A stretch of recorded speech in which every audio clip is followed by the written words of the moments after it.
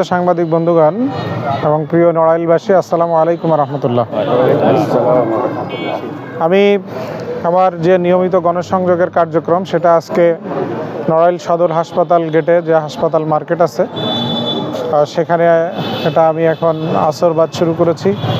এর মধ্যে আমার জেলার সকল প্রান্তেই গণসংযোগ সম্পন্ন হয়েছে। আমি গণসংযোগের এই পর্যায়ে এসে আমার কাছে যেটা মনে হয়েছে যে আগামী দিন নড়াইল ২ আসন এরিয়ায় ভোটের এবং ভোটারের যে মন মানসিকতা সেগুলো আমি ঘুরে ঘুরে সব জায়গা থেকে বোঝার চেষ্টা করেছি। তাদের চাহিদা, তাদের চাওয়া পাওয়া সবগুলোকে বুঝে সে অনুযায়ী আগামী দিন তাদের সামনে আমি পরিকল্পনা পেশ করছি।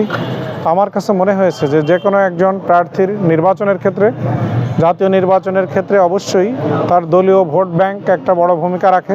সেদিক দিয়ে নড়াইল ২ আসনে জামাত ইসলামের অতীত থেকে বড় একটা ভোট ব্যাংক ছিল এবং সেটা এখন আরও বেশি শক্তিশালী, আরও বেশি মজবুত হয়েছে। এখানে আমাদের এই নড়াইল পৌরসভায় যেখানে দাঁড়িয়ে কথা বলছি, ৯১ এবং ৯৬ সালে এই সদর পৌরসভায় এখানে জামাত ইসলামী দাঁড়িপাল্লা প্রতীক সবসময় ফার্স্ট হয়েছে অন্যান্য সব দলকে পিছনে ফেলে, এবং সেই হিসাবে এখন আমাদের অনেক মজবুত সংগঠন এবং সারা আসনেই অসংখ্য আমাদের জনশক্তি, আমাদের ম্যান পাওয়ার, সুদী শুভাকাঙ্ক্ষী রয়েছে। তারা এখন একযোগে সবাই টিম স্পিরিট নিয়ে যার যার জায়গা থেকে নিজস্ব উদ্যোগে, নিজস্ব অর্থায়নে তারা কাজ করে যাচ্ছে। তা আমার কাছে মনে হয়েছে যে আজকে আমার এই বড় সাংগঠনিক বা দলীয় যে ভোট ব্যাংক এটা সহ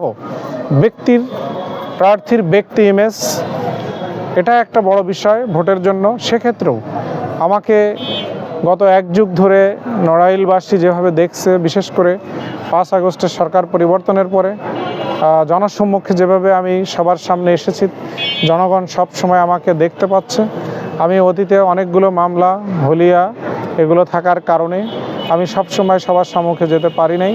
বিগত ১.৫ বছর আমাকে দেখে মানুষের মনে অন্তত এটুকু আস্থা হয়েছে যে তাদের যে চাওয়া পাওয়া, তাদের আগামী দিনের যে সুন্দর সমৃদ্ধ উন্নয়ন অগ্রগতির যে নড়াইল দেখতে চাই, সে নড়াইল আমাকে দিয়ে গড়া সম্ভব হবে, এভাবেই তেনারা আশ্বস্ত করছেন এবং সেভাবে আস্থা আমার উপরে রাখছে। আমি বিশ্বাস করি বাংলাদেশ জামাত ইসলামীর মনোনয়ন নিয়ে নড়াইল ২ আসনে আমি যে নির্বাচনী কাজ করছি, আগামী নির্বাচনে ইনশাআল্লাহ দাঁড়িপাল্লা প্রতীকে এই আসনে আমাকে এই জনগণ বিপুল ভোটের ব্যবধানে বিজয়ী করবে ইনশাআল্লাহ, এবং সেজন্য আমরা কাজ করে যাচ্ছি। আগামী দিনে একটি সুন্দর নিরপেক্ষ লেভেল প্লেয়িং ফিল্ড নিয়ে ইলেকশন হবে, জনগণের সেই প্রত্যাশা পূরণ হোক এই আশাবাদ ব্যক্ত করে আপনাদেরকে ধন্যবাদ জানিয়ে আমার কথা শেষ করছি। আসসালামু আলাইকুম রহমতুল্লাহ।